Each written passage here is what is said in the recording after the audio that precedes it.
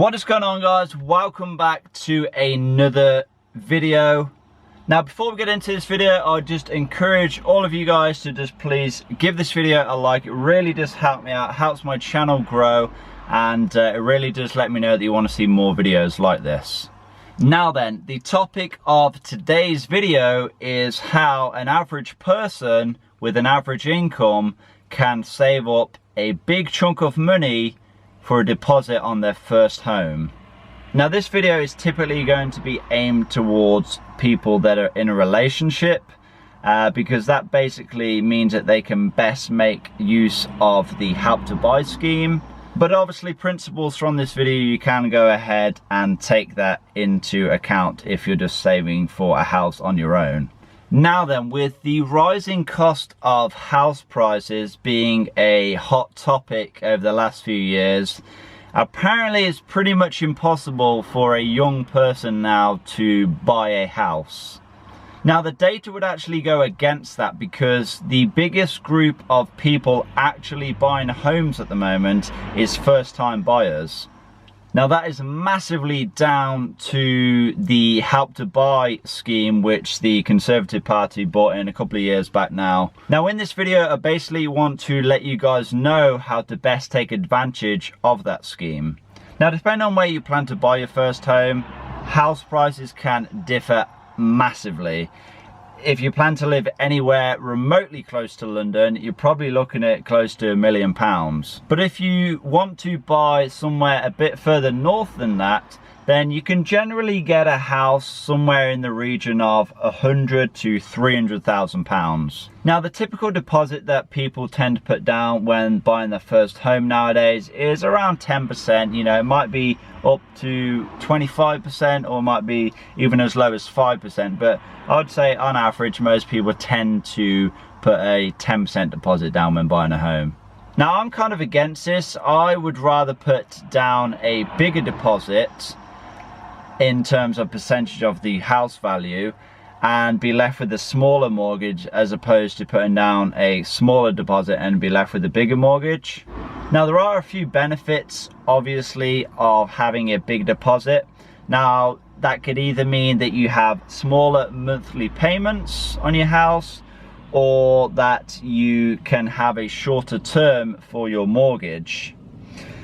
But it also means that you're generally going to get accepted for more deals. You're generally going to be accepted for a lower interest rate on your mortgage. And you may even be able to get a complete fixed rate mortgage. And I don't know if you've noticed, but interest rates for borrowing at the moment are very, very low. So if you was to get a fixed rate mortgage, you'd be doing very, very well. Now, first thing is first, when you have made the decision to start saving for a house, you need to put yourself into a position where you can save a lot of money, a big percentage of your income.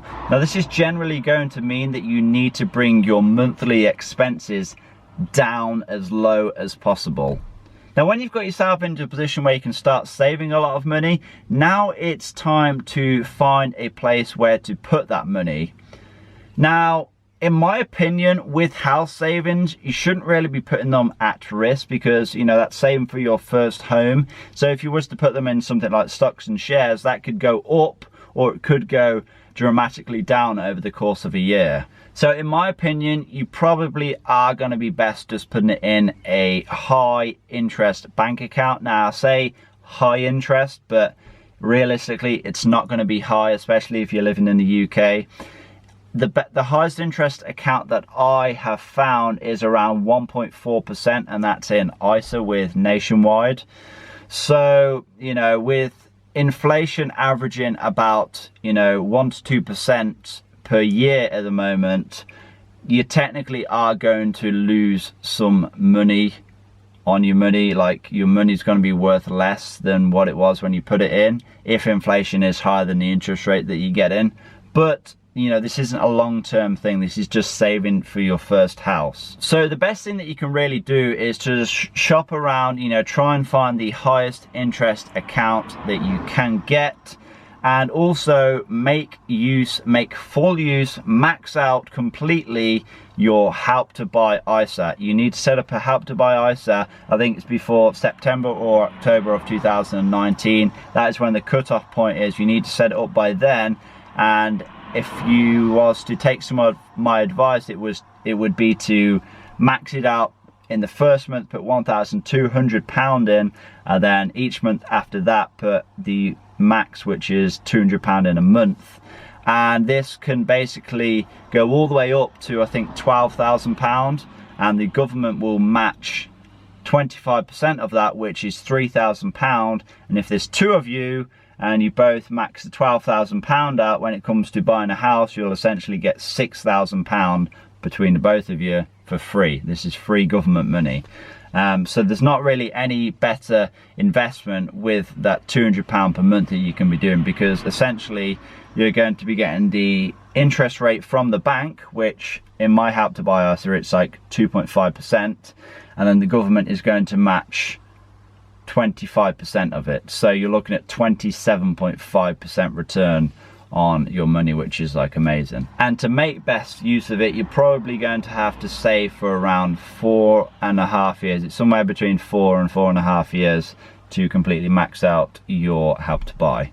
Okay, so once you're maxing out your ISA, once you both have £200 a month going into your Help to Buy ISA, then if you have another £700 a month, both going into a high interest savings account, then by the time you have maxed out your term for the Help to Buy scheme, once you've maxed out the £12,000 combined, you should have around £100,000, and that's how you save around £100,000 in 4 to 4.5 years. Now, a big chunk of that is going to be interest. So you're going to be getting 2.5% interest potentially on your Help to Buy ISA, and then you're going to be getting whatever interest rate you can get on your other savings account.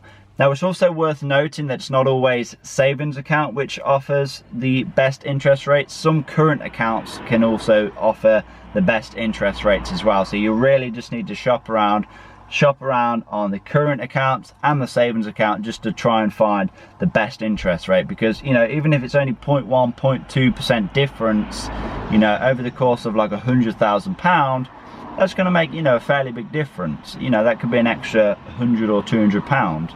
Now, I know what you're going to be thinking. You're like, George, how the hell are we both going to be able to save £200 a month for a Help to Buy, and then like another £700 a month for, you know, for the other account for a house saving? How are we going to be able to save £900 a month each for house savings? Now then, this is where I said the first step, you need to get yourself into a position where you can actually do this. So you may need to drastically reduce your lifestyle, you may need to get rid of your finance car, you may need to just like get rid of all of your debt and basically, you know, be living on a cash budget where you don't get into debt for anything, and then you can use like pretty much all of your income to just save and you know, potentially buy your house in a few years' time. Now, when you get paid each month, you're not going to buy everything you want to buy and then what's left over you're going to save. No, you're going to be doing it the other way around. As soon as you get paid, you're going to be putting the house saving money, so the £200 for the ISA, £200 for the Help to Buy ISA, and the £700 into the house savings account. So that's done. Then whatever's left, that's what you're going to use for bills, expenses, you know, the maintenance of running a car, and you know, for anything else that you're going to buy. So you're going to be doing it differently. You're not going to be spending money and then saving what's left. You're going to be saving money and then spending what's left. Now, if you're thinking, but George, you know, it's just not possible, like we simply can't save that much money, like our expenses are way too high, we have rent to pay, you know, we have like all these different expenses, we have 24 kids, and you know, it's just going to be way impossible for us to do this, like we're just stuck, we can never buy a house. And if we was to save this much money a month, then we would literally have no money left to spend. Well, I have a hard truth for you. If you want to have more money to spend each month, instead of saving less, simply go ahead and earn more. Yes, I said it. Instead of saving less, earn more so that you can spend more. Because ultimately, buying a house is going to affect your future a whole lot more than buying some Nike trainers. But I'm not saying stop living life for the duration that you're saving for a house. I'm not saying do not do anything, do not spend any money for 4.5 years. What I'm saying is sometimes you have to sacrifice to get to where you want to be. And so you really have to put in order what is the most important thing for you. Like, do you want to spend your money on clothes and shoes? Do you want to spend your money on traveling? Or do you really like to go out and eat each week? The choice is really yours, because ultimately if you end up like renting for your entire life, you're not really going to have anything to show for it once you hit retirement age. And so that's why I think it's especially important to give a little sacrifice, at least while you're young, to reap a great reward. Now I know this video has kind of been a bit back and forth, but to summarize, if you guys want to save up a big deposit, say £100,000 for your first home, then you need to put yourself into a position where you can go ahead and do that. So you need to reduce your outgoings, you need to reduce your expenses so that you can save as much money as possible per month. And in my opinion, you need to be making sure that you're making best use of the Help to Buy scheme at the moment, because like I said, it's not going to be around for much longer. You need to get in before, I think the cutoff is September or October this year, so you need to get in before that deadline. Because at the end of the day, the government is literally giving you free cash. So it's just a shame if you're not going to best make use of it. Okay, so this video has actually gone on quite a bit longer than I thought now. You know, I thought it was just going to be a short little video, but that's just how these things go. But I really do, honestly, I hope it does help some of you guys out. If you want to leave some comments, some questions down below where, you know, I can kind of clarify some things that I've said, please just, you know, leave a comment down below. Give this video a like if you have enjoyed it or if you've just learned something, and consider subscribing if you're new, and I will see you guys in that next video. Peace.